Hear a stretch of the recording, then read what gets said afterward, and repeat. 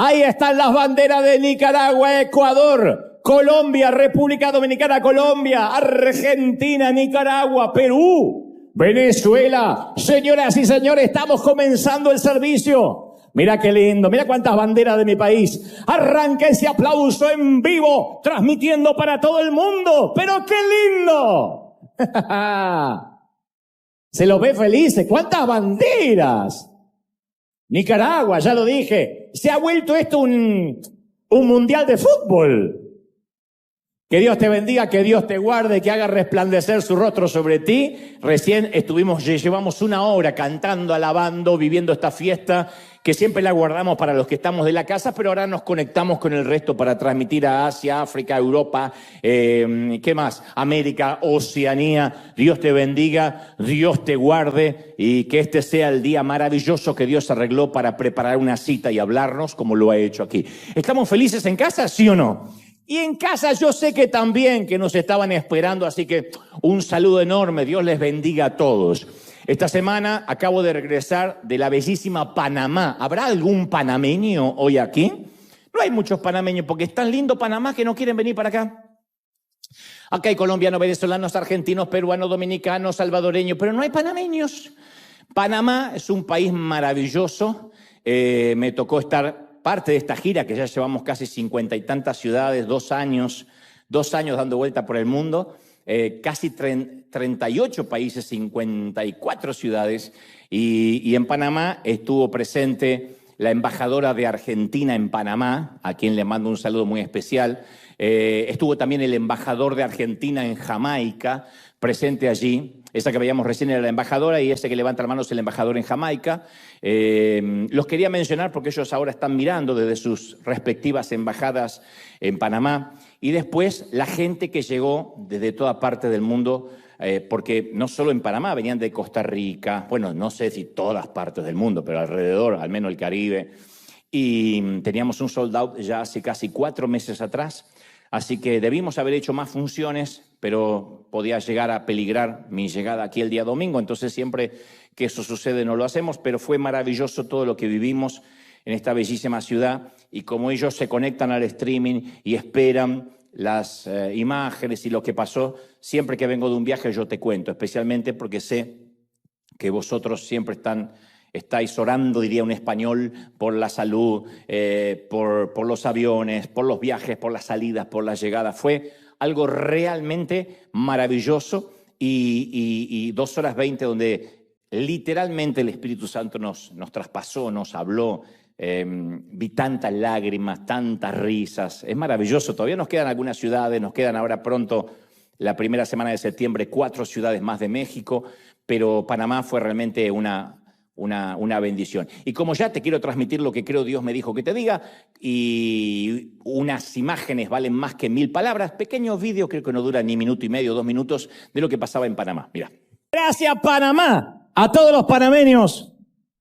Tenemos que hacer la conferencia en Los Ángeles, ¿sí o no? Para todos los que dicen, pero siempre pasa lo que pasó, pero no la escuchamos nunca. Claro, porque no tiene que ver con los mensajes que escuchamos aquí, sí con la esencia, pero es un mensaje exclusivamente, especialmente para aquellos que jamás pisaron una congregación y está disfrazado de esa campaña política, de lo que haría si fuera presidente por un día en cada país donde me toca ir, y es algo maravilloso, muy divertido, y después obviamente termina en ese cuello de botellas que es conocer al Señor, conocer a Jesucristo y que Él entre en nuestros corazones. Así que Dios permita que pronto podamos tenerlo cerquita para los que no pueden viajar a Panamá porque les queda lejos. ¿Estamos listos para lo que Dios nos va a hablar, sí o no? Muy bien. El título del mensaje de hoy contiene una sola palabra. No hizo falta agregarle nada más, ni siquiera un subtítulo, porque es una palabra que puede, supongo, definir la historia de cada quien. ¿Qué es lo que hace a la palabra casi, una palabra tan potente? Casi es la palabra más triste de cualquier diccionario, pero también tiene un enorme significado, un gran potencial. Es una palabra que busca suavizar las oportunidades perdidas, es un torpe consuelo para tratar de justificar los esfuerzos abortados y esas oportunidades que no hemos aprovechado. Es una palabra que tiene pretensiones de ser honorable, de ser noble. Y también es una manera de explicar que estuvimos a punto de lograr o de hacer algo, pero que finalmente no lo logramos o no lo hicimos. Por ejemplo, la venta que casi logré cerrar si el cliente no hubiese dudado. ¿Vendiste algo, viejo? Casi vendí. Así que no trajo ni el dinero ni lo vendió, pero casi. El ministerio que casi yo hubiese tenido si mi familia me habría apoyado. La chica con la que casi me hubiese casado. El muchacho con el que casi me hubiese casado si yo me hubiese animado a mostrarle mis sentimientos. El campeonato que casi pudimos ganar. Si el árbitro y la FIFA no se hubiesen complotado para robarnos aquel partido que estuvo comprado desde el inicio. Me culpan por celebrar que Argentina salió campeón. Me dicen, no, tienes que celebrar porque es una estafa. Y bueno, perdón por ser argentino, perdón. Yo no digo si fue una estafa o no fue una estafa. Lo que digo es que muchas veces Argentina también casi ganó la Copa del Mundo. Casi le ganó a Alemania, pero no le ganó. Y todos en algún momento hemos usado esa palabra, acuñándola dentro de una frase de autojustificación, ¿no? Te conté de esa vez que casi me eligen como gerente. Sí, una vez, casi. Después me despidieron, pero casi. ¿Alguna vez te dije que casi jugué al fútbol en primera división? En Argentina todos casi fueron futbolistas, todos. El taxista, el albañil. Te conté que yo casi juego con Maradona. No pude porque me lesioné en el colegio, pero casi fui un profesional. O sea, una historia totalmente incomprobable como Wikipedia. No se puede comprobar, pero dicen casi. ¿Sabías que casi me estuve por ir del país para buscar un futuro mejor por mi familia? ¿Y te fuiste? No. Pero casi me cruza un coyote. Casi. Nunca te conté de esa vez que casi me gané la lotería así por un numerito. Casi fui millonario. Desde que ha existido gente ha habido casis. Personas que casi ganaron la batalla, personas que casi treparon la montaña, personas que casi encontraron el tesoro, pero ni ganaron, ni treparon, ni lo encontraron. Y lo cierto, y aunque suene doloroso, es que nadie recuerda después de un tiempo, los que casi ganaron una medalla, los que casi ganaron una copa, los que casi ganaron el Oscar o un premio Nobel o un Pulitzer o la corona de Miss Universo. Las nominaciones solo tienen valor hasta el día de la premiación. Los nominados se mencionan una y otra vez hasta el día de la premiación. Después a nadie le importa quienes estuvieron en la lista de los probables. Es así, de duro, de cruel, de irónico. Pero luego que aparece el ganador, ya nadie se acuerda del que estaba anotado como probable para ganar. Porque no todos los que aplican logran acceder al crédito, sino aquellos que califican. Aplicar podemos aplicar todo, pero hay alguien que califica y alguien que no. Y la Biblia narra docenas de estos ejemplos tristes. Uno de ellos es el famoso e inigualable rey David. Y él casi arribó a su vida cuando él ya era un hombre viejo, un hombre que había logrado todo de pequeño, pero ya de anciano conoció un casi. Ahora está anciano, las manos con las que alguna vez balanceó la onda y derribó al gigante, ahora ya no pueden dejar de temblar. Los pies que danzaron con el arca ahora se arrastran, está completamente canoso, sus ojos apenas pueden ver y está por dar David lo que se cree es su último discurso. El momento de su partida a la eternidad está cercano y su círculo íntimo, su anillo más cercano está a su alrededor. Hay cortesanos, asesores, secretarios, tesoreros, cuidadores, médicos, enfermeros. Y entonces dice aquellas palabras que se detallan en el primer libro de Crónicas, capítulo 28, versículo 2, dice: yo tenía el propósito, dice David, de edificar una casa en la cual reposara el arca del pacto de Jehová, y para que sirva de estrado de los pies de nuestro Dios, y yo ya había preparado todo para edificar. Extraña manera de comenzar una despedida esta de David, ¿no?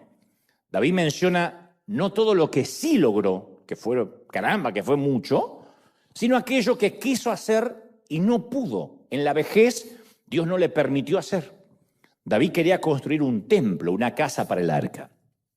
Y ese templo hubiese sido su última obra magna, su legado. Él se preparó toda una vida para construir ese templo y dijo, cuando ya no tenga que pelear batallas, cuando sea un hombre grande, adulto, con experiencia, voy a dedicarme a la dirección de la construcción del templo. David quería dedicar sus últimos años para construirle un santuario a Dios.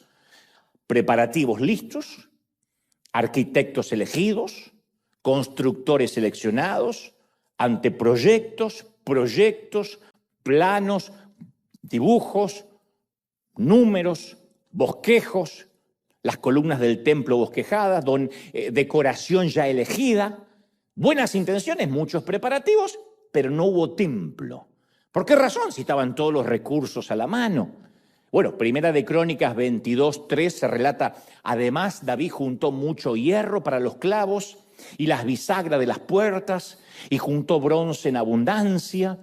También amontonó mucha madera de cedro en abundancia. Estamos hablando de toneladas de material para construir un megatemplo. Entonces, ¿qué pasó si los recursos estaban? Bueno, el propio David, que cada vez que escribe y cada vez que relata algo, es poesía descarnada, él no vive simulando, él no es hipócrita, él no oculta la verdadera razón de su casi. Él dice, no pude construir el templo porque Dios me dijo, tú no edificarás casa en mi nombre porque eres un hombre de guerra y has derramado mucha sangre. Tu hijo Salomón será quien edificará mi casa y mis atrios. Se ve que el temperamento sanguinario de David y su carácter casi indomable que le sirvió para la guerra y las batallas, le costó el privilegio del templo. David había pasado de ser un hijo olvidado a la realeza, de arrear ovejas a liderar ejércitos, de dormir en una cueva a vivir en un palacio, pero en su vejez conoció un casi. Casi construye el templo.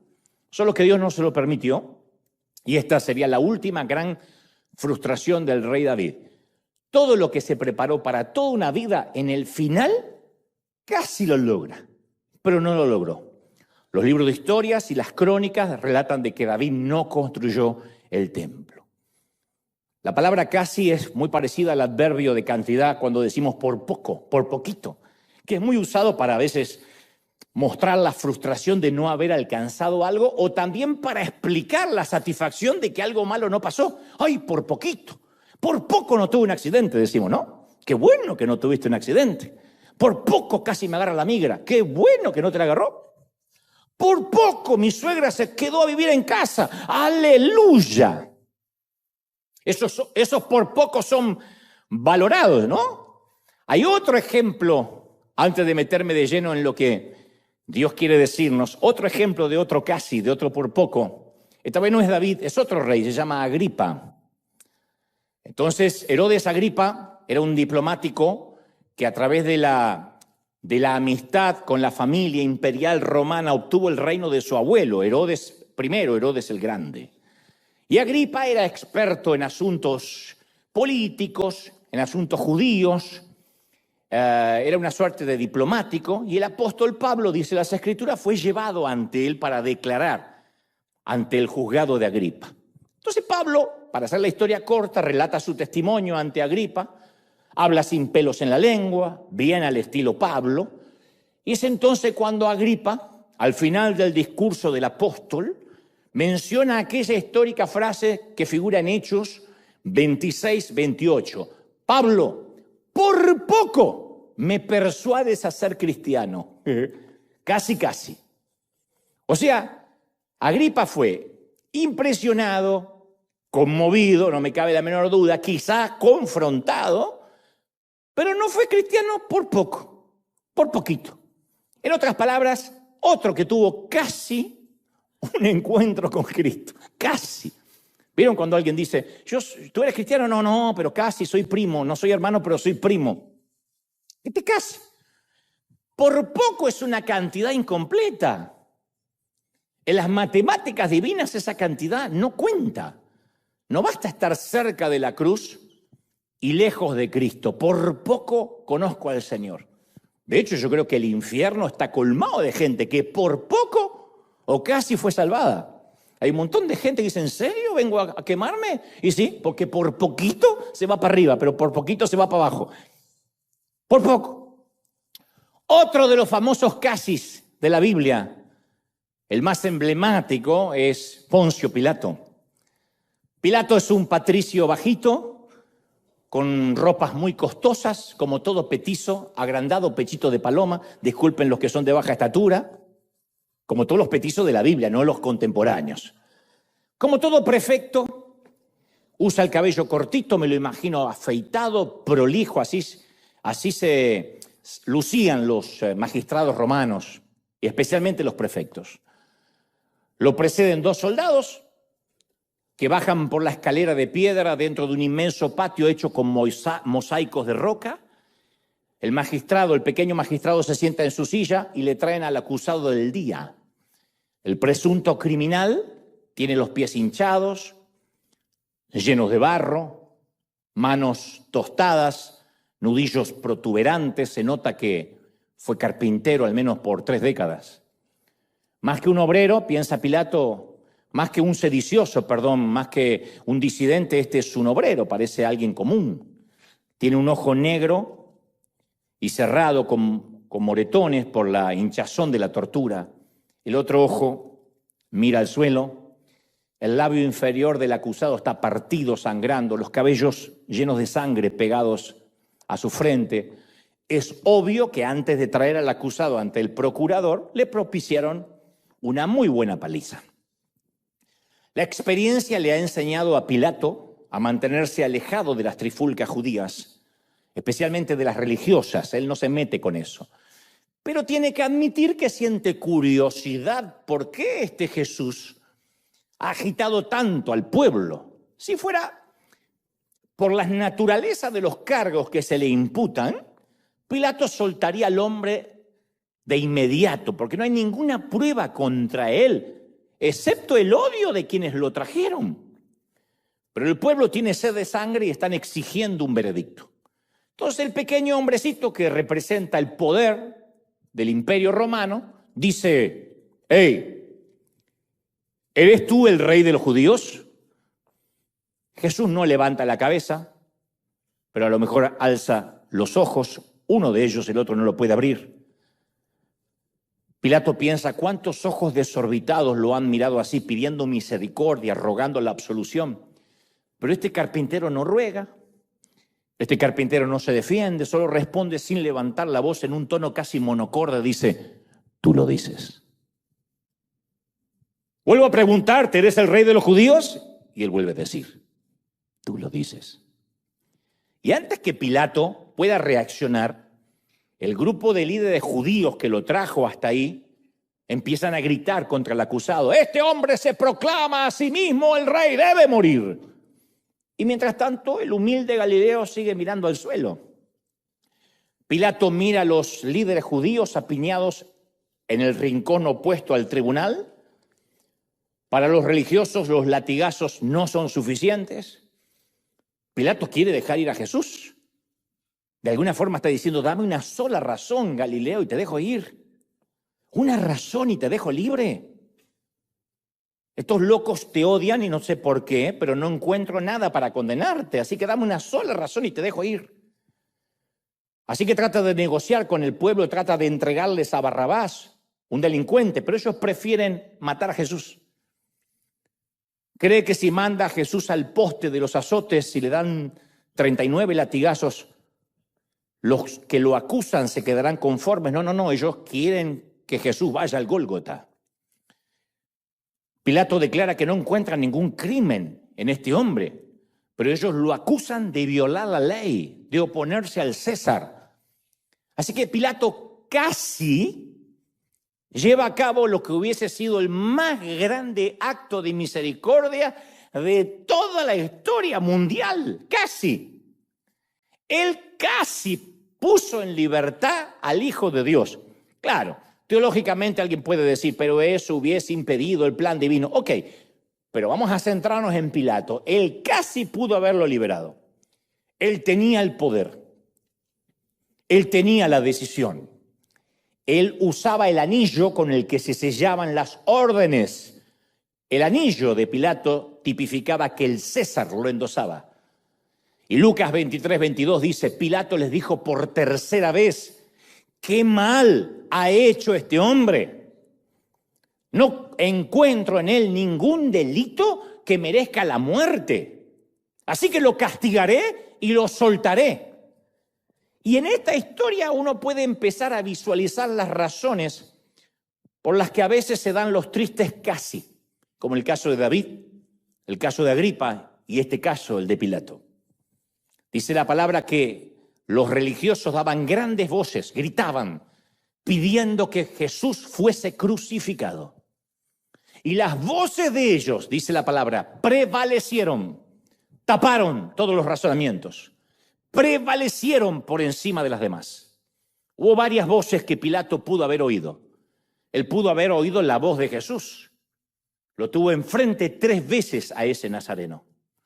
Jesús no se defendió, apenas respondió lo que se le preguntaba, pero su silencio fue mucho más alto que las demandas de la multitud. Pilato no lo escuchó. Cualquier juez o magistrado que ha estado en estas situaciones antes dicen que pueden leer al acusado. Inmediatamente, por muy simulador que sea o muy hipócrita, pueden identificar si es culpable o no. Pilato identifica de que es inocente. Él pudo haber, Pilato, escuchado la voz de su esposa. En un momento él siente un golpecito en el hombro. Nadie le puede tocar el hombro, excepto la esposa, porque después se le arma en casa si no hace caso. Y le dice la esposa, le manda un papelito, le manda una esquela. Mi querido Pila, no tengas nada que ver con este justo, porque he tenido muchos sueños con este hombre. Y ahora que lo veo personalmente, es el hombre con el que he soñado, es un justo. No te metas, que los judíos arreglen sus problemas entre ellos. Cualquiera se hubiese detenido y se hubiese preguntado acerca del origen de ese sueño. ¿Y por qué su esposa, que es romana, lo llama justo? Los romanos no llaman justos a ningún judío. Yo hubiese pedido un cuarto intermedio, unos momentos, y le hubiese dicho, gorda, ¿de qué hablas? Mira, Pila, tuve pesadilla. No sé, no lo escuchó. Pilato no la oyó. Pudo haber escuchado su propia voz. Él dice, no hay nada equivocado en este hombre, no hay una razón que justifique el tener que crucificarlo, es la pena máxima. Es lo que le hacemos a los delincuentes, a los criminales, para que sea una exposición, una lección al resto del mundo, no un hombre que dijo un par de cosas que a ustedes no le agradaron. Él pudo haber escuchado muchas voces, Pilatos digo, pero no lo hizo. Tantas voces, la voz de la religión, la voz de la conveniencia, la voz de la política, la voz de la conciencia. Así que Pilato se hace esa pregunta también muy famosa en las Escrituras. ¿Qué haré con Jesús, llamado el Cristo? La pregunta sigue resonando a través de los siglos. Hay mucha gente que se pregunta, ¿qué voy a hacer con Cristo? ¿Qué voy a hacer con este Jesús? ¿Dejo que entre en mi vida o sigo de largo? ¿Qué voy a hacer con Cristo? Él dijo, ¿qué haré con este hombre? Lo expresó verbalmente, no sabía qué decisión tomar. Él casi lo liberó, pero no lo hizo. Pilato supuso que podía evitar tomar una decisión. Puedo evitarlo. Puedo mantenerme neutral, dijo, puedo ser gris. Y al no escoger, escogió. Al no elegir, eligió. Ese es el gran síndrome de los que dicen, yo miro de lejos, no quiero estar tan cerca ni muy lejos, y cree que de esa manera está siendo neutro. No, cuando uno no escoge, está escogiendo. La neutralidad no existe en las cosas de Dios. Y Pilato, en vez de pedir la gracia de Dios, pidió una palangana. El acto de lavarse las manos no era parte del proceso legal. No se estilaba. Hasta ese momento nadie jamás lo había hecho en un magistrado. Pero esta era la forma de Pilato de comunicarle a la muchedumbre su desapego del caso. Cuando él se lavó las manos, la sentencia estaba implícita. Era una suerte de, hagan con él lo que mejor les plazca, yo no tengo nada que ver. Yo no lo estoy condenando. Pero lavarse las manos significa, y tampoco lo estoy impidiendo. Y este acto quedó en la cultura hasta el día de hoy como símbolo de quien por conveniencia personal cede ante la presión de la mayoría y se desentiende de un veredicto injusto. Nos duele cuando un político se lava las manos. Lo peor que nos pueden decir es, fulanito se lavó las manos. ¿Qué hizo el juez? Se lavó las manos ante el violador. ¿Qué hizo el presidente? Se lavó las manos cuando alguien identificó corrupción en su Senado. ¿Qué hizo el pastor? Se lavó las manos cuando alguien confesó públicamente que estaba haciendo las cosas con doble moral. El lavarse las manos implica un acto de purificación superficial, pero que no logra eludirlo de la responsabilidad final. Y en vez de invitar a Jesús a quedarse, lo envió lejos de él. En vez de escuchar la voz de Cristo, escuchó la voz del pueblo y Pilato aprendió que no hay infierno más oscuro que el infierno del remordimiento. Lavar sus manos 1000 veces nunca lo va a librar de la oportunidad que dejó pasar. Nunca logrará perdonarse a sí mismo por algo que podía haber hecho, pero que no hizo. La historia no termina con él lavándose las manos. El lavarse las manos hizo que pasara la historia como el magistrado que casi dejó libre a Jesús. Y luego hay leyendas que pululan por ahí. Dicen que la mujer de Pilato se entregó a Cristo, rindió su corazón al Señor. Y la leyenda también dice que Pilato vivió el resto de su vida cerca de un lago y se lavaba las manos frenéticamente varias veces al día tratando de evitar la culpa, pero nunca se la pudo quitar. Lo cierto es que tiene que ver con el comentario popular, con el folclore. No sabemos si fue así. Pero lo que sí sabemos es que el remordimiento nunca se le fue a Pilato. Eso pasa con los casis. David, Agripa, Pilato, son apenas 3 de los casos más emblemáticos de la historia. Pero cada uno de nosotros hoy también hemos vivido o estamos por vivir un casi. Todos tenemos nuestro por poco. Yo he estado en varios lechos de muerte, acompañando a los que están en la estación final, obviamente, y he escuchado muchísimos lamentos de cosas que casi hicieron, pero que no hicieron. Yo siempre digo, hay muy poca gente arrepintiéndose de lo que hizo, porque eso se arregla con una brevísima oración. Señor, perdona mis pecados, límpiame. Pero el remordimiento por lo que no hicieron, por lo que no se arriesgaron, por lo que no dijeron, por las declaraciones de amor que ocultaron, por el tiempo que no pasaron con su familia, con sus cónyuges, con sus hijos, ese remordimiento es atroz, porque ven que la vida finalmente se les va. Ese síndrome es algo que compartimos todos los seres humanos. Yo a veces veo por la tele esos tipos que tienen unos abdominales perfectos, son fuertes, atléticos, saludables. Tienen acá como 3, 4 marcas, uno podría rayar queso acá. Es impresionante. Y yo cuando los veo siempre digo lo mismo, me tengo que empezar a ejercitar todos los días, aunque sea durante 1 hora, no me cuesta nada. Aparte dicen que a mi edad uno debería ingerir ciertas bebidas que contienen varios minerales esenciales que estoy necesitando. Si alguien tiene mi edad, empiecen con los minerales, Yo digo, sí, es verdad, tengo que tomar mi cuota de calcio, de cloro, magnesio, probiótico, sodio, cobalto, flúor, fósforo, potasio, azufre y 35 elementos orgánicos más. Todo eso. De joven yo no tomaba nada, Coca-Cola. Ahora todo eso. Y yo tengo muy buenas intenciones y disposición, solo que casi luego hago ejercicio diario. Si casi me tomé los minerales. Y yo sé que no estoy solo en esto, así que no se rían con ironía. Sé que hay gente aquí que se compró herramientas para reparar tejas o una puerta y dice, ya está, basta, me cansé, voy a Home Depot y compro lo que necesita. Y nunca reparó un cuerno en la casa, pero tiene las herramientas. ¿Reparaste la teja? No, pero casi, ya tengo las herramientas. Otros se compraron una cinta de correr y ahora cuelgan toallas y chaquetas. Pero casi. empezaron una vida sana. Ahora, yo sé que ciertas cosas son opcionales y depende de cada quien, como la de lograr músculos abdominales bien definidos o reparar una puerta. Pero hay otras cosas que sí son esenciales, como la carrera de la fe. El escritor de los Hebreos dijo, corramos la carrera que tenemos por delante sin cesar, nunca, nunca te detengas. No hay algo así como ponte al lado del sendero, tómate un tiempo, un sabático, corre sin cesar la carrera de la fe. Lo cual implica que la carrera del cristiano no es un trotecito, sino una carrera exigente, agotadora, y algunas veces agonizante, pero hay que continuar. Y se requiere un gran esfuerzo para terminar con fuerza y no con un casi. La gente no va a recordar cómo comenzamos, pero todos van a recordar cómo terminamos.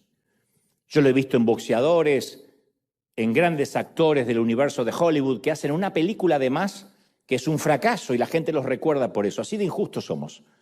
O un boxeador que sube a una pelea más de viejo y lo liquidan al primer round y la gente se olvida que retuvo el cinturón por 20 años.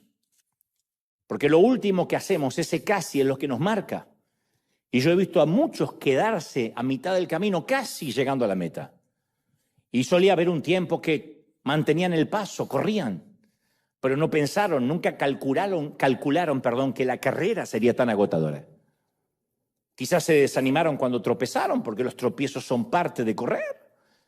Cualquiera que haya sido la razón, ya no corren. Puede que asistan a la iglesia, vengan, ofrenden, pero sus corazones no están en la carrera de la fe. Se retiraron antes de tiempo. Entonces, de alguna forma, como en estado de coma, se congregan, vienen, pero no corren la carrera. Hace muchos años Dios me regaló la oportunidad de entablar una relación de amistad profunda, muy estrecha, con un querido amigo, un hombre de Dios llamado Omar Cabrera, el reverendo Omar Cabrera, que actualmente está en la presencia del Señor. No fui amigo toda su vida, ni toda mi vida, pero los últimos años de él sintió de dedicarme a algunos desayunos. Me dijo, vamos a desayunar al menos unas 2 veces por semana porque quiero transmitirte, quiero volcarme en ti, quiero vaciar lo que yo sé. Y para mí fue un regalo impresionante. No falté a solo ni una de esas citas. Y una mañana durante un desayuno le pregunté a Omar si solo pudiera darme un consejo, algo que yo debería saber y atesorar por el resto de mi vida. ¿Cuál sería ese consejo? Y el hombre me dijo, ¿estás seguro que quieres oírlo? Porque muchos me han hecho esa pregunta, pero no están listos para oír la respuesta. Yo le dije, sí, quiero saber cuál es ese único consejo por encima del resto. Y agregó, solo mantente enfocado, mijo. Mantén el rumbo por el resto de tu vida, no pierdas tu norte. ¿Me oíste, hijo? No pierdas el norte. Sea cual sea tu norte, no lo pierdas. Y agregó, porque en este negocio, cuando hablaba de negocio, hablaba de los negocios del reino, los negocios del Padre, como lo definió Jesús a los 12 años. En este negocio hay que aguantar. Todo se trata de aguantar. No es una carrera de 100 metros, es una maratón de resistencia. Y hay que permanecer, hay que durar, hay que sostenerse, hay que aguantar los golpes y estar ahí. Yo agradecí eso. Y me he olvidado otras cosas por la fragilidad de mi memoria. Pero he guardado ese axioma hasta el día de hoy. Si algo nació en el corazón de Dios, se supone que debe permanecer. Y debe permanecer y mantenerse en el tiempo hasta el final, terminar bien. En el libro de los Hechos, el capítulo 5, el versículo 35, se narra que el Sanedrín, los religiosos de la época, los fariseos querían condenar a muerte a los discípulos, a los seguidores de Jesús. Los querían ejecutar.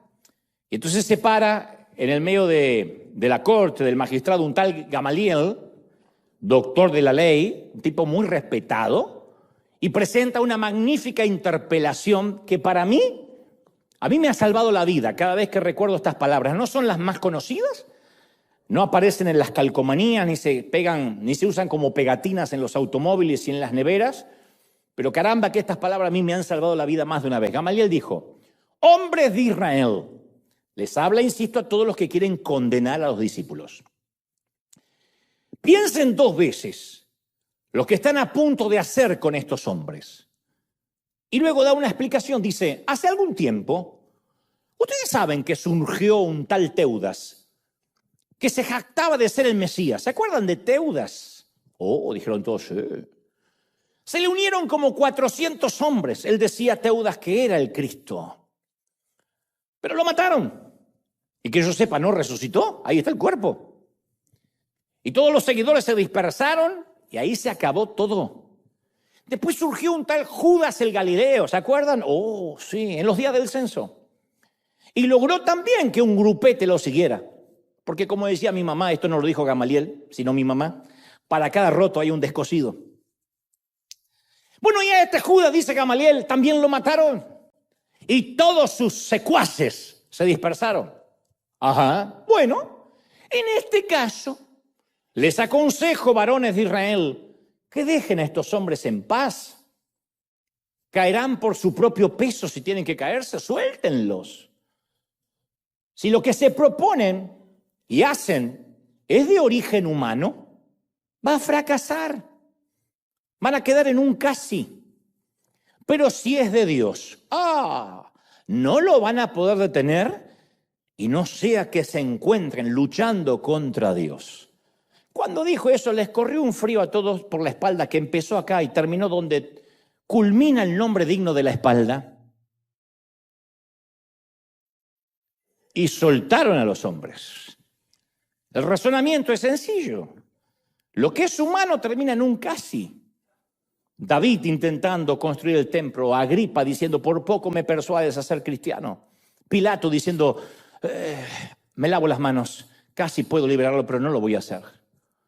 Gamaliel les habló de aquellos que decían haber sido Mesías y casi fueron Mesías, pero no lo hicieron, no lo fueron.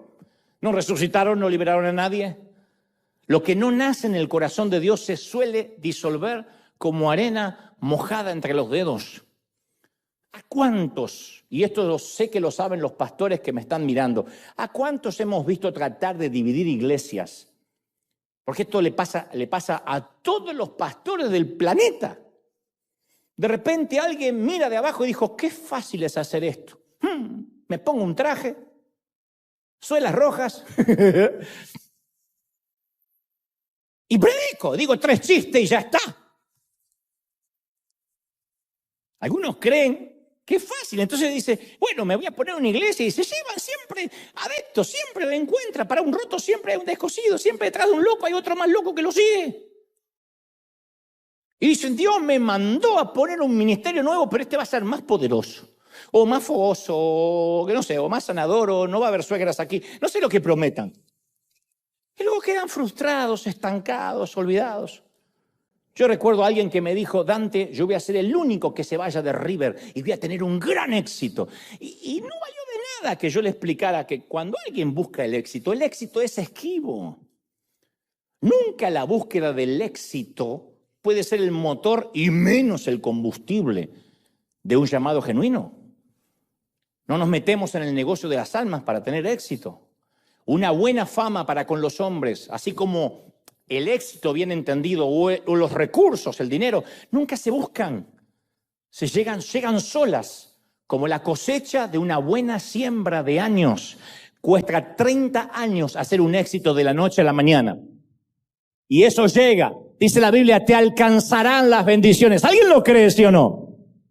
No dice, buscará las bendiciones. Las bendiciones te alcanzarán. Hombres como este muchacho que me dijo eso, ignoran el principio de Gamaliel. Si realmente es de Dios, prevalece. Si no queda en otro casi. No hay cosas instantáneas en el reino de Dios. Es una resistencia. Cuando las multitudes seguían a Jesús con propósitos egoístas, Él les recordaba el costo. Y en Lucas 14:28 usa hasta una metáfora de construcción para que entiendan. Les dice Jesús, supongamos que alguno de ustedes quiere construir una torre. Si tienen algo de sentido común, ¿acaso no se sientan primero a calcular el costo? para ver si tiene suficiente dinero para terminarla, porque si construye un piso no es una torre. Si echa los cimientos y no puede terminarla, todos los que lo vean, dijo Jesús, van a comenzar a burlarse y dirán, este hombre no pudo terminar lo que empezó a construir. ¿Cuánta gente hemos conocido que son torres a medio construir? Que quisieron, pero no calcularon el costo y dijeron, yo voy por la fe. ¿Y el costo? Ir por fe no es improvisar. Te puedo contar decenas de casos de cuando yo era chiquito o jovencito o niño, que en la iglesia donde nos congregábamos alguien dejaba el trabajo en la fábrica metalúrgica o abandonaba el empleo porque decía, voy a vivir a partir de ahora por fe. Dios me dijo. Y se moría de hambre, él, los hijos, la familia. Terminaba divorciándose, un caos. Porque hacían de la ignorancia una virtud, de la improvisación un don. Entonces nunca solo las buenas intenciones son suficientes para terminar aquello que empezamos. Las intenciones Dios nunca bendice intenciones. Si no, cuando lleguemos al cielo, el Señor, en lugar de decirnos bien hecho, siervo fiel, nos diría, bien intencionado, siervo fiel. ¡Oh! ¿Qué intenciones que tenía? Sí, nunca hemos visto un dedo, pero qué intenciones buenas. Y hay de los que empiezan a construir, pero no termina aquello que comenzaron por falta de cálculo. Todo en la vida merece un cálculo. Si vas a casarte, tienes que calcular los costos. Si vas a tener hijos, tienes que calcular los costos. Si decides no tenerlos, tienes que calcular los costos de no tener hijos. Si vas a comprar una casa, si vas a emprender un crédito, si vas a irte de un país, quedarte en el país, todo tiene un costo que hay que calcular. Si vas a las urnas a votar democráticamente por un presidente, tiene un costo. ¿Cuánta gente hemos conocido que se enamora de un restaurante y dice, ay, cómo me encantaría ser dueño de uno? Pero jamás se dieron una vuelta por lo que significa una cocina. El restaurante no es lo que se ve de afuera con los cuadros y las velas, el caos que está pasando dentro de la cocina. Eso es con lo que vas a tener que lidiar. Y yo con el paso de los años he aprendido que lo importante no es correr rápido, sino mantenerse en la carrera. Después me dijo un arriero que no hay que llegar primero, sino hay que saber llegar. Lo cantamos, pero no lo ponemos por obra. Hay que saber llegar. Servir al Señor no es una carrera de 100 metros, es una maratón de resistencia, resistir. Yo me alegro mucho cuando me encuentro con consiervos que siguen en carrera con el paso de los años. La vida nos separó, nos llevó por caminos diferentes, pero a veces me encuentro con gente que me dice, yo estoy sirviendo al Señor en tal provincia, en tal país, soy misionero, nos conocimos antes cuando éramos jovencitos. La vida nos llevó, insisto, por senderos diferentes, pero cuando nos volvemos a encontrar y aún estamos enlistados, significa que no abandonamos, que no nos rendimos, que no bajamos los brazos. Y en el interín todos tuvimos problemas y tenemos problemas. Porque los que permanecen no son los impolutos, los perfectos y esos que se muestran sin pecado desde los estrados. Todos tenemos problemas. El que dice que no es un timador, pero todos luchamos con debilidades, con problemas, todos somos decepcionantes. El tema es mantenerse a pesar de las decepciones, sostenerse. Es maravilloso ver la durabilidad, la longevidad en el ministerio. Aquí tenemos mucha gente que sirve con mujeres que en lo personal yo las conozco, los conozco desde hace 16 años. Cuando llegamos a la Catedral de Cristal y los veía y no han cambiado su sonrisa y su entrega. Había recién aquí una muchacha, otro muchacho que yo los conozco de años. Después hay gente que se sumó, gloria a Dios por ellos. Pero hay aquí un equipo de pastores, de servidores que han permanecido y a mí me produce algo tan lindo el saber que son fieles. Ahora en Panamá fue a visitarnos el pastor de Cuba, el pastor local de Cuba, el que nos ayudó a que construyamos las casas, lo hemos visto por video. Y él dice, pues déjame que yo le diga algo. ¿Quiere que yo le diga algo, pastor? Yo estaba esperando hablar así los cubanos, no estoy haciéndoles burla ni nada, sino que tiene un tono que es maravilloso, que ojalá que en el cielo se abre así. Bienvenido, bienvenido, bienvenido. ¿Qué pasa, sabor? Dice Pedro. Sería espectacular. Y me dice, mira, yo conocí aquí a tus pastores, a Guillermo, a Rudy, a Fernando. ¿Y sabes lo que me llama la atención a mí, a todos los cubanos? El amor que ellos tienen por River, el amor que tienen por ti, pastor. Son gente leal, son gente que no murmuran, son gente que no chismean. A mí se me infló el pecho así como Argentina cuando ganó ahora hace poco.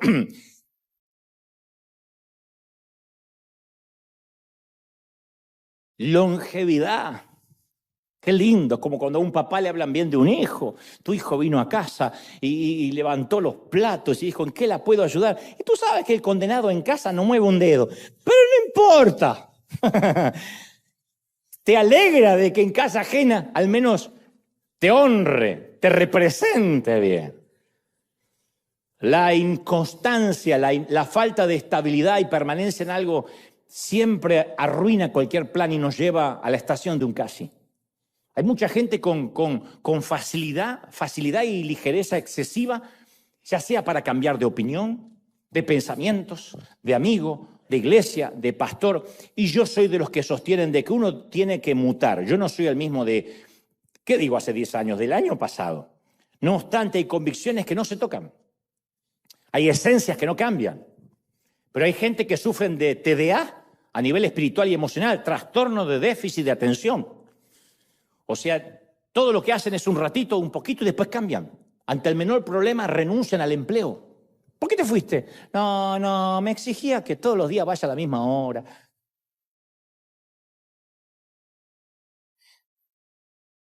Hay quienes cambian de congregación en congregación y hasta te contabilizan las congregaciones en las que estuvieron. Y te dicen con orgullo, esta es la número 42. ¡Oh! Nunca puede echar raíces en ningún sitio, porque cuando las cosas se ponen feas o no comparte algo, se mandan a mudar. Otros son inconstantes intelectuales. Nunca terminan de leer un solo libro completo en toda su vida. Tiene más de 20 libros en la mesa de luz, todos a medio terminar. Y divagan como si tuvieran dislexia, pero lo que tienen es inconstancia. Por lo general, el que es inconstante intelectual lo es también en términos espirituales, por lo general. Hay corazones que están distraídos, que están desenfocados. Así hasta para cuando consumen streaming. Miren una serie y la dejan por la mitad, miren una película y la dejan por la mitad. Porque se aburren.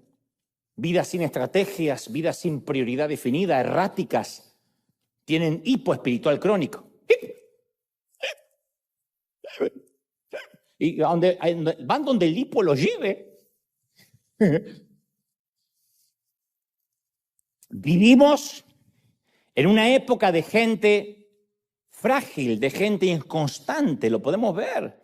Yo una vez te conté que leía que los sociólogos dicen que los nacidos entre 1990 y 2000, no digas amén por las dudas, se los considera en su mayoría, siempre hay excepciones a la regla, la generación de cristal, porque son los hijos de la generación X, que atravesó muchas carencias y salieron adelante a los golpes para tener como prioridad el darle a sus hijos una mejor calidad de vida, para que no pasaran lo mismo que ellos tuvieron que atravesar. Hasta ahí está todo bien. Sin embargo, eso trae consigo un problema. Son los hijos más inconstantes y más frágiles que jamás tuvo la humanidad, porque no tuvieron nunca frustraciones, porque nunca se encontraron a problemas reales. Nacieron en la edad digital. Yo nací analógico y me hice digital de grande. Pero estos ya son digitales. Y en ellos todo es efímero, como las redes sociales. Son la generación del casi. Casi estudio, casi trabajo, casi lo logro. Falta de empatía, poco interés en la lectura, cero cultura. La cultura es lo que leen en un celular. Tienen baja estima, poca tolerancia a la frustración. Son una categoría social de ánimo inestable, que sobresale su fragilidad emocional. Entonces hay un montón de gente que está preparada para el éxito, para el triunfo, y si algo sale mal o tropiezan con un imponderable, se desata en ellos una intolerancia desproporcionada. Y esto pasa en el ámbito cristiano. Los mártires eran torturados. No estoy hablando de los mártires bíblicos, los contemporáneos. Tras la cortina de hierro de la Unión Soviética, tras la China Roja, que tenían que orar en catacumbas y podían, cuando te agarraban, te mataban, no era que te ponían un ticket. Y sin embargo ahora cualquier cosa es suficiente para me voy de la iglesia, no me dieron amor. Y los sociólogos afirman que vamos rumbo a un planeta de cristal. Una humanidad que quiere ganarse todo, pero que reclama por todo también. Hay gente que no se le puede hablar ni siquiera en un tono más alto porque inmediatamente se sienten agredidos y te quieren hacer una denuncia de abuso emocional. Por favor, me estás abusando. Me estás abusando. ¿De verdad? Y el Señor es un Dios de longevidad, de permanencia, de resistencia. La estadística dice que el 70% de los líderes, incluyendo muchos pastores, abandona el ministerio antes de los 4 años de haberlo iniciado. Y que el 20% no llega ni a los 7 años de ministerio. La mayoría renuncian antes de ver impacto en su ministerio. Y los porcentajes de esta estadística son alarmantes. Porque si algo nace de Dios, permanece. Llegamos hasta el final, ¿sí o no? A mí durante todos estos años me ha tocado atravesar temporadas muy tristes, muy difíciles. Decepciones, traiciones en el ministerio, dolor, injusticias, falso testimonio, murmuración, difamación, crítica. Todo sumado a las redes sociales que hace 20 años atrás no estaban en boga. Un famoso autor que ya no existe, llamado Humberto Eco, dijo, antiguamente los borrachos que eran silenciados en los bares cuando decían alguna imbecilidad y eran acallados, decían, me tiene unas copas de más, llévenselo a casa. Hoy opinan en las redes sociales a la altura de un premio Nobel. Entonces, cuando uno está expuesto, uno recibe difamaciones, murmuraciones, insultos, improperios, adjetivos. Yo puedo hilvanar días y días grises de sentirme frustrado, dolido, diciendo cómo me voy a defender, qué digo. Pero siempre he logrado encontrar aliento en aquellas palabras semi-escondidas aquí, en el libro de los Hechos y dichas por Gamaliel. Si esto es de Dios, va a permanecer, va a durar. Alguien tiene que celebrar por eso, esto va a durar, ¿sí o no? Ahora, esos días grises no me impidieron seguir caminando. Algún día yo sé que voy a ver la vida y estaré tranquilo de haber invertido mis años en servir al Señor. Y lo bueno de todo esto, que nada ni nadie me habrá detenido. Con errores, con aciertos, la historia va a juzgarme. La historia va a juzgarte. El tiempo es nuestro aliado. Tarde o temprano van a decir, sí, aprendí, no aprendí, me bendijo, no me bendijo. Pero el tema es llegar. Ahora, ¿qué habría sucedido si en esos días grises me hubiese rendido? Si hubiese permitido que el dolor obstruyera mi perspectiva a largo plazo. No sirvo. Las veces que colegas, pastores míos de Argentina dijeron, eres una moda, un payaso. Este tipo tiene cualquier cosa, menos palabra, menos unción, nunca nadie lo va a escuchar. Si yo hubiese oído esas voces, como Pilato, yo sería casi un predicador. Yo sería casi un hombre de Dios. Alguien que lo intentó, que quedó por la mitad, pero después la crítica fue muy grande y no pude. Tuve muchos retos económicos que no pude afrontar. Y si yo hubiese llegado a la conclusión que no servía, y si hubiese oído esas voces que pulularon a mi alrededor, yo hubiese permitido que un mal momento, que un tropiezo me robara lo que después recibí por décadas. Hoy sería parte de las enormes filas de los casi. Y Dios nos dice a diario, irrevocables son mis dones y mi llamado. No es que cuando te equivocas Dios te quita el don. Cuando fracasas Dios te quita el llamado. No se lo quitó a Moisés, no se lo quitó a Jonás. Lo metió en el vientre de un pez, pero el llamado lo tuvo. Vas a ir o por barco o por pez, pero vas. Moisés tuvo que atravesar un montón de situaciones. Y ni te hablo de José. Dios no revoca el llamado.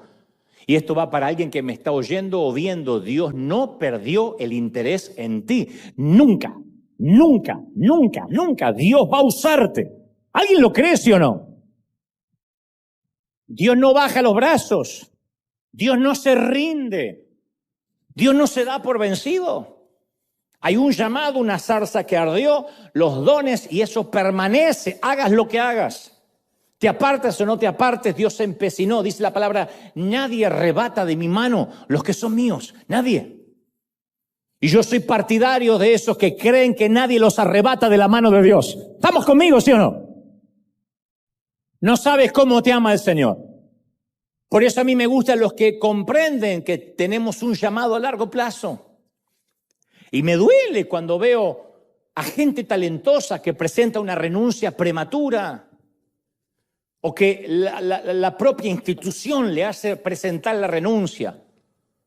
No. Si cometiste este error, deja el ministerio hasta tanto puedas servir a Dios con manos santas. ¿Quién puede exigirle santidad al otro cuando él no puede ofrecerla? Y esto no es una apología al liberalismo. Lo que estoy diciendo es que cuánta gente quedó lastimada al costado del camino porque se divorció, porque, no sé, cometió un error, porque levantó la voz, porque se peleó, porque tuvo un momento de ira, lo que sea. Inmediatamente cree que no solo pierde el llamado, pierde los dones, sino que también la salvación. Y la salvación está allí al alcance de una oración de arrepentimiento. Decir, Señor, este soy, perdóname. La sangre de Cristo no solo te perdonó por los pecados antes de que lo conocieras, sino por los pecados que sabías que ibas a cometer y los que vas a hacer en el futuro. Así te ama el Señor. La gracia lo cubre. ¿Están conmigo, sí o no? Y a veces muchos abandonan el ministerio y los congregantes tienen que recoger los pedazos rotos de una visión abortada. ¿Por qué? La visión tiene que permanecer. No depende del movimiento enterrador de un hombre. El mover de Dios es más grande que cualquier ministerio personal. Cuando pasen los años, la gente va a olvidar el nombre de River. Porque así es. La gente no recuerda eternamente los nombres de las iglesias. Va a olvidar el nombre mío. Pero eso está bien, porque la gloria le pertenece a Dios.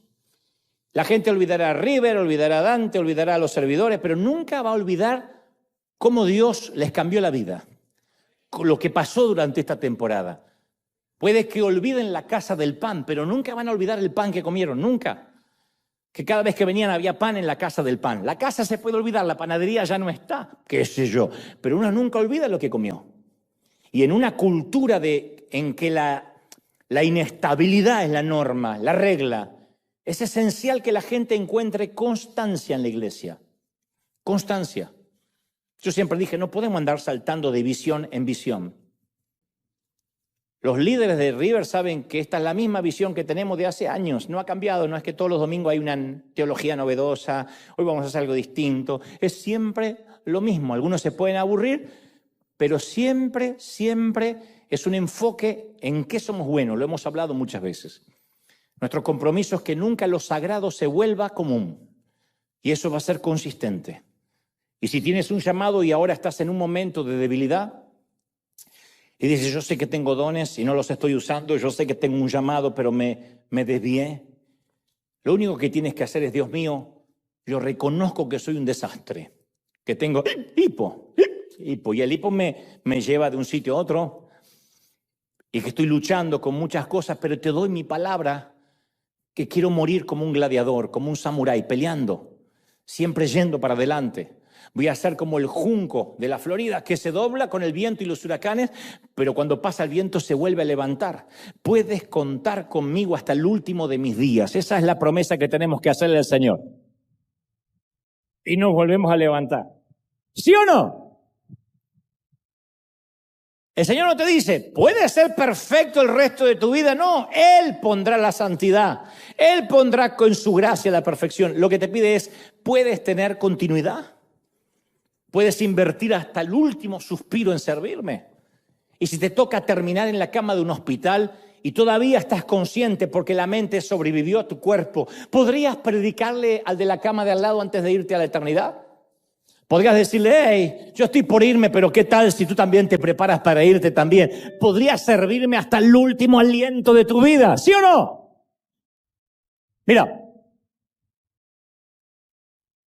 te voy a contar un ejemplo diametralmente opuesto a los tres primeros.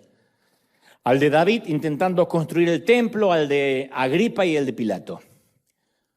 La vida de Pablo. La vida de Pablo es la antítesis de eso.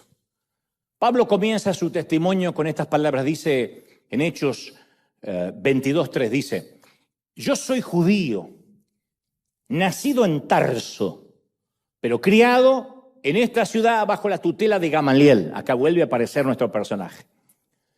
Recibí instrucción cabal de la ley de nuestros antepasados, dice Pablo. Fui tan celoso de Dios como cualquiera de ustedes lo es hoy en día. Así comienza su testimonio Pablo. Y quiero darte esta introducción para que entiendas el punto al que voy. Tarso, donde nació Saulo, otrora Pablo, estaba a pocos kilómetros de la costa y servía como centro de comercio y abastecimiento a navegantes, piratas, mercaderes de toda Europa y Asia. Entonces, cualquier chiquito que se criaba cerca de las costas de Tarso se rodeaba de docenas de idiomas y era testigo de un crisol de culturas. Tarso era un punto de parada en un sistema de las rutas romanas. Síganme en esto.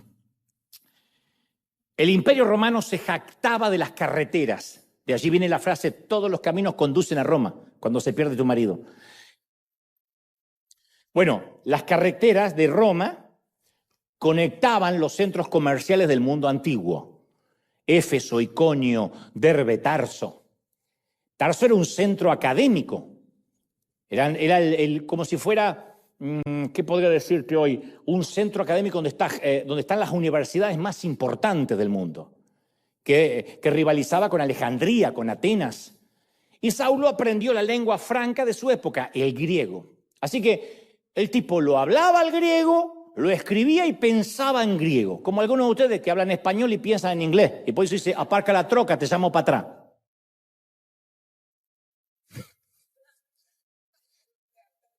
Saulo no solo hablaba el idioma internacional del mundo, el griego, sino que llevaba un pasaporte de doble ciudadanía. Judío de nacimiento, ciudadano romano por elección. Dentro del imperio tenía todos los privilegios de los romanos. Podía llegar a cualquier puerto y exigir una audiencia judicial, cosa que no podían hacer los judíos. Los judíos eran cautivos de alguna forma. Había un gobierno de facto, un gobierno dictatorial de los romanos. Saulo podía inclusive apelar al César. Se lo trataba como un hombre libre. ¿Cómo adquirió ese derecho Pablo? Bueno, posiblemente dice la palabra que su padre era fabricante de tiendas, carpas. Se usaba mucho para las campañas militares y el mismo Saulo aprendió ese oficio, de eso él vivía. Saulo vivía de su oficio, que a mí tanto me critican, vivía de su oficio. Quizás logró ese privilegio porque abastecía este artículo de tiendas tan necesario para los soldados romanos que siempre eran nómades en la conquista del mundo, ¿no? El joven Saulo deja Tarso con todo lo que un misionero podía necesitar. Tenía conocimiento cultural, dominio lingüístico, documentos para viajar, un oficio para ganarse la vida, no era de carga de nadie, posiblemente tendría ahorros, y se fue a Jerusalén a estudiar con los rabinos, memorizó la Torá, aprendió las leyes rabínicas. Síganme. Pablo fue un estudiante extraordinario y más tarde escribiría, en la práctica del judaísmo yo aventajaba, acá le sale el argentino que tiene adentro, yo aventajaba a todos mis contemporáneos, porque tenía un celo exagerado por las tradiciones de mis antepasados. Esto está en Gálatas 1:14. Y ahora quiero que prestes atención a lo que te diré, porque a esto voy. Quizás Saulo y Jesús se cruzaron en las calles de Jerusalén. Saulo era miembro del concilio de sacerdotes cuando perseguía a la iglesia, y la edad mínima para pertenecer al consejo eran los 30 años. Así que de ahí sacamos la edad de Saulo, de Pablo, lo cual implica que era contemporáneo de Jesús. Yo siempre me pregunté, ¿se habrán cruzado alguna vez Jesús y Saulo? No cuando Jesús le sale al encuentro camino a Damasco, antes. Piensa, un Jesús de 12 años perdido en el templo, un Saulo de 12 o 13 que va a estudiar a ese templo. ¿Habrá posado Jesús su mirada a los 12 años y habrá dicho, este otro niño va a ser mi futuro apóstol? Y esta es la frase que me gustaría que atesores. A esto iba. Antes que Saulo siguiera a Dios, ya Dios guiaba a Saulo. Antes que él siguiera a Dios, ya Dios guiaba a Saulo. A mí esto hizo la cabeza. Porque mientras que Jesús hacía su tarea, Dios permitió que Saulo no estuviera ahí con los pescadores, con los muchachos. No, que se eduque. Que tenga educación, que tenga la documentación necesaria. Yo no lo necesito al lado de Pedro y de Santiago, que estudie. ¿Quién mejor preparado que un estudioso de la ley para fundamentar la doctrina de la iglesia? Y Jesús transformó la licencia de Saulo para matar en un campeón de la misericordia. Pablo escribiría historias llenas de gracia, escritas con la pluma de la tinta de su propio corazón. Aprendió griego en las calles de Tarso, conoció el oficio de fabricar tiendas, estudió la Torá a los pies de Gamaliel, aprendió de la misericordia cuando Jesús le salió al encuentro, y ya de viejo, Pablo le diría a Timoteo, he peleado la buena batalla, he terminado la carrera. No dijo, casi la terminé, por poquito, sí llegué. No, he terminado. He mantenido, no dijo casi, he mantenido la fe. Por lo cual, nunca aparece el casi, ni el por poco. Por lo cual me espera la corona de justicia que el Señor juez justo me otorgará, no solo a mí, sino a todos los que con amor esperaron su venida. ¡Aleluya! Y este es el punto. Jesús no abandonó su camino a la cruz. Y Pablo tampoco se dio por vencido. Y todo por una razón que lo diré otra vez. Antes que Saulo siguiera a Dios, Dios ya estaba guiando a Saulo. Y esto es para nosotros hoy. Antes que tú conocieras a Dios, cuando andabas en la parranda, cuando andaba con las viejas, andaba tomando y haciendo cualquier locura, lo creas o no, me van a odiar otros pastores por esto, Dios ya te estaba cuidando en un ambiente controlado porque Dios te estaba protegiendo para un propósito. ¿Alguien lo cree, sí o no? Bueno, ¿y qué significa esto? Que los momentos en que quisiste darte por vencido, Jesús estaba ahí. Los momentos de tentación que dijiste, cedí, claudiqué, Jesús estaba ahí. En los momentos en que te quedaste al lado del sendero diciendo no puedo más, no tengo oxígeno, Jesús estaba ahí. Parece una palabra de motivación, es una palabra teológica profunda. Porque si no pensamos que en ese momento el diablo nos tenía, Dios no nos conocía, el Señor tenía un propósito con Saulo desde que nació. Pablo no fue un plan B. No es que Jesús dijo, me busqué justo 12 ignorantes y encima uno traidor. Y ninguno de estos puede escribir algo medianamente digno, así que voy a tener que buscarme otro. ¿Habrá alguno? Sí, hay uno que persigue cristianos. Dios ya sabía que Saulo existía desde niño. Permitió su preparación, era el único tipo, Pablo, que podía pararse en el panteón griego y hablar en el idioma de estos tipos. Porque hay gente que tiene el llamado a llegar al corazón de otras personas, a las emociones, yo los respeto. Hay otros que tienen el llamado al intelecto, porque hay gente que primero les entra por acá. Quizá hay muchos así ahí, o la mayoría aquí, que dicen, a mí no me vengan a gritar, reciba, ahora. A mí no me vengan con eso. Yo quiero entender. Y hay gente que dice, la puerta a mi corazón está por acá. Otros, la puerta a su corazón está en las emociones. Y está bien, somos distintos. Dios respeta nuestras estructuras mentales y espirituales y anímicas y emocionales. Pablo llegaba a los pensantes, a la gente de dinero, a los académicos, a los que debatían a Sócrates, a Platón, a los que filosofaban.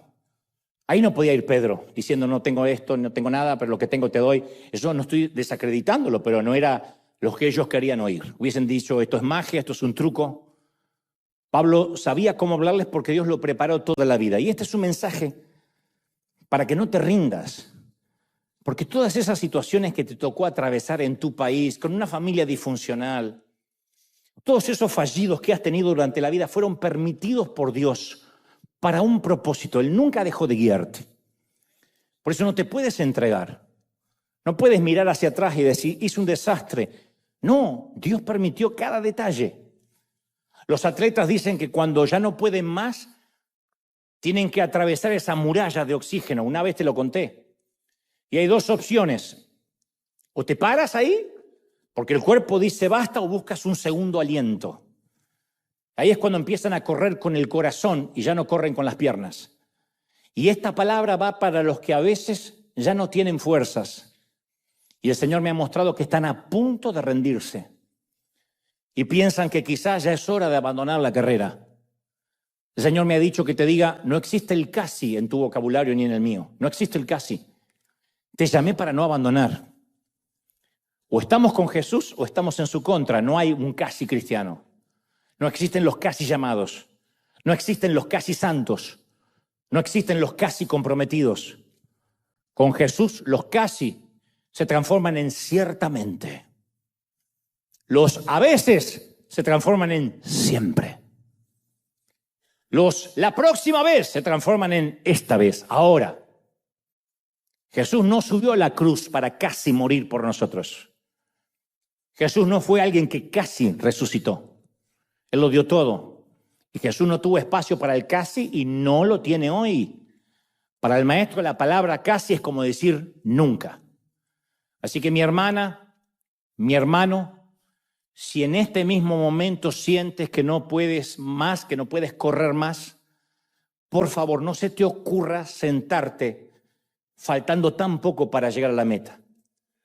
No creas que vas a decir, bueno, Dios va a tener en cuenta que lo intenté, casi lo logré. La frase algo es algo no funciona para Dios. Algo es algo. No, algo es algo no. Tienes que llegar a la meta como sea. Cojeando, herido, sangrando, arrastrándote con los codos. Si no tienes más fuerzas y no te queda oxígeno, mi querida, mi querido, olvídate de las piernas y a partir de ahora corre con el corazón. Pero corre. Mantente. Soporta. Resiste. Vamos a darle un aplauso al Señor de señores, al Rey de Reyes. ¡Aleluya! Alguien tiene que aplaudir más que eso si Dios habló. Si crees que Dios habló esta mañana, celebra más que eso al Rey de Reyes. Bendito eres. ¿Estamos listos para terminar la carrera? ¿Sí o no? ¿Cuántos van a terminar la carrera? ¿Cuántos? Vamos a hacer una sencilla oración. La oración va a ser para comprometernos a terminar. Mal, bien, rengos, cojeando, sangrando. Vamos a terminar. Hay que cruzar la meta, hay que saber llegar, dijo un arriero. Hay que saber llegar. Y vamos a llegar. Vamos. Se supone que soy tu pastor en esto y no vamos a dejar a nadie atrás. Vamos. Cojeando, como sea. Algunos necesitarán unas cuantas patadas en el trasero. Pero vamos. Vamos. Hay que llegar a la meta como sea. Nadie nos dijo que hay que ganar. Nos dijeron que hay que llegar. Tenemos que llegar y decir, Señor, he guardado la fe, he acabado la carrera. Por lo tanto, me está reservada la corona. ¿Podremos decir eso en el lecho de muerte? Cuando los ojos empiecen a cerrarse, cuando lleguemos a la penumbra de nuestro atardecer. Cuando sepamos que las fuerzas ya no son las mismas, que los ojos apenas podamos ver. Ese día ha de llegar. Para todos ha de llegar el día en que tendremos que partir. Y si Cristo no viene antes, conoceremos la vejez, los años muy altos y tendremos que irnos. Hablé con Luis Palau, con el querido Luis Palau, poco antes de que él partiera, menos de un año de que se fuera con el Señor, antes de que se fuera con el Señor. Y Luis decía, yo he hecho lo posible dentro de mi torpeza, dentro de lo poco que sé para agradar al Señor y por hacer su voluntad. Solo espero tener mi recompensa, porque yo he servido desde que era niño. Le dije, Luis, si usted dice eso, ¿qué me queda para mí? Un hombre que ha conmovido millones. Y él dice, no, lo que quiero es permanecer. y que cuando ya pierda el conocimiento sepa que mi último suspiro haya sido para Dios. Vale la pena gastarse para Dios. Vale la pena invertir la vida para Dios. No hay otra cosa que valga la pena, no hay riqueza, no hay crédito, no hay casas. Es solo servir al Señor, decir, Señor, aquí va mi corazón, yo quiero entregar mi vida, lo que resta de mi vida. Que Dios te encuentre antes de bajar al sepulcro, diciendo, he servido, he predicado a los vecinos, he sido una buena mami, un buen papi, he trabajado para llevar tu palabra a las naciones, y si no puedo ir a las naciones he puesto mi ofrendita, lo que sea chiquitita, pero fue parte de mi tiempo y esa ofrenda fue destinada a algún sitio a ayudar a alguien. Si no puedo poner dinero, he puesto mi tiempo, mi energía, he invitado un café a alguien, he visto llorar a alguien en el mercado y me acerqué para darle un abrazo. Eso es servir al Señor, no es irse necesariamente a un leprosario.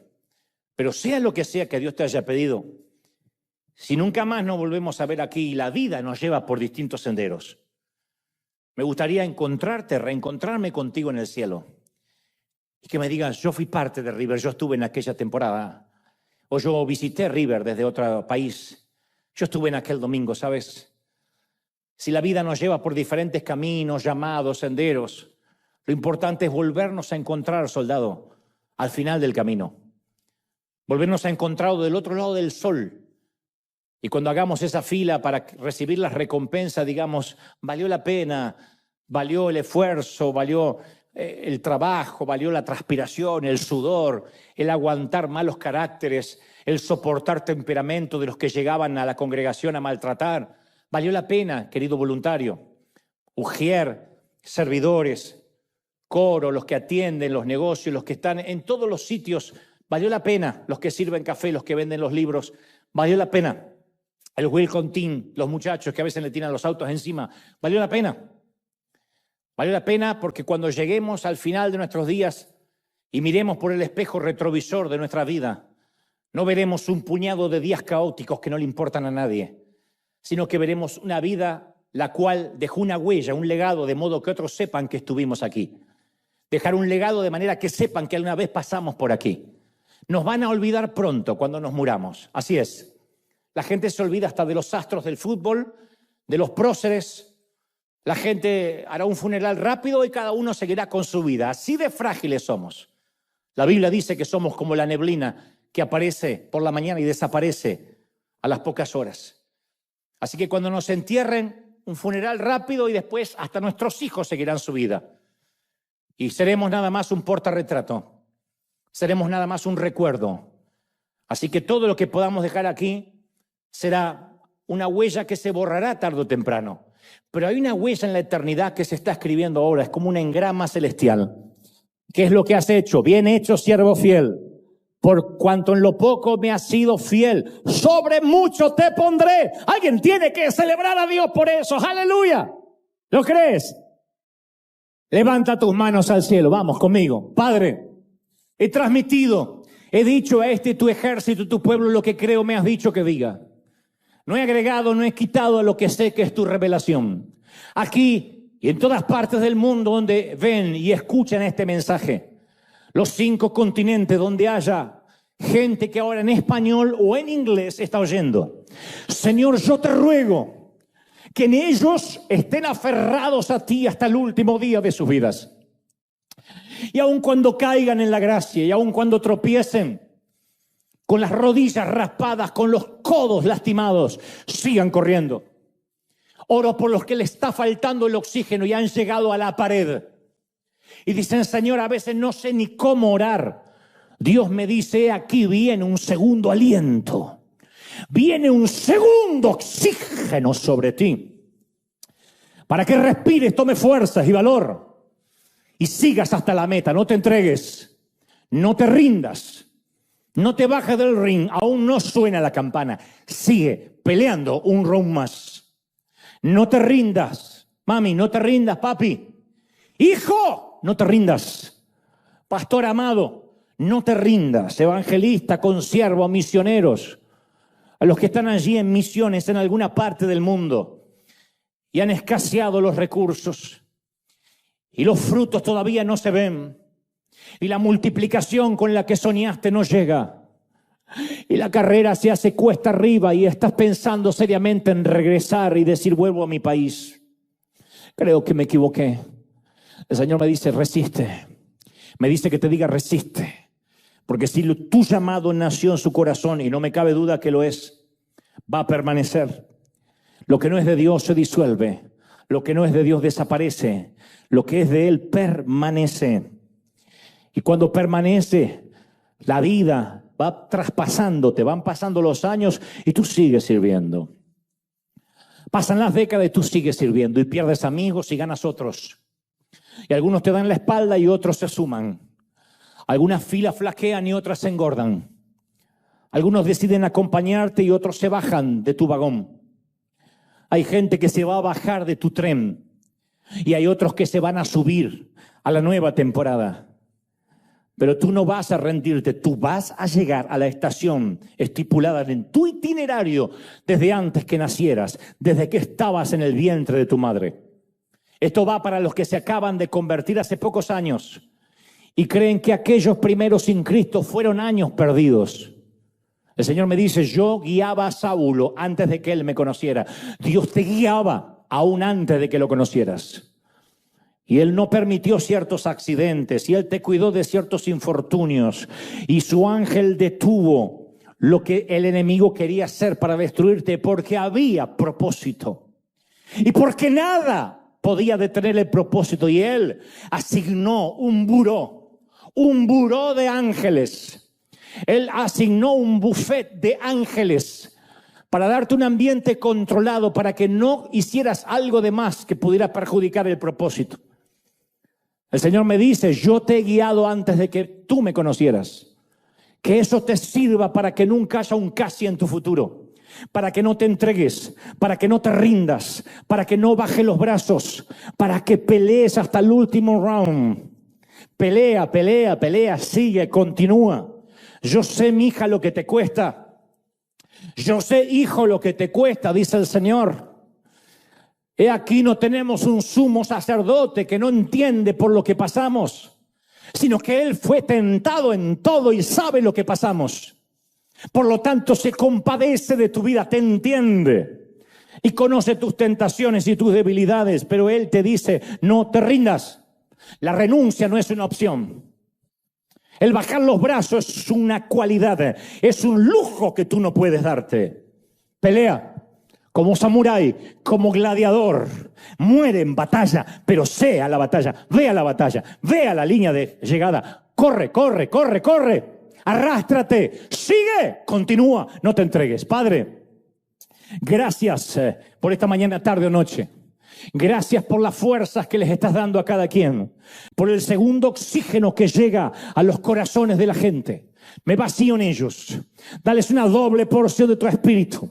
Una unción mayor. Yo lo creo, lo declaro esta mañana y nos vamos libres, prósperos, benditos en el cuerpo, en el alma y en el espíritu. Amén y amén. Gloria a Jesús. Se nos fue la hora. Bendecido. Dios te guarde, Dios te bendiga y haga resplandecer su rostro sobre ti. Chao. Hasta el domingo que viene. Nos vemos.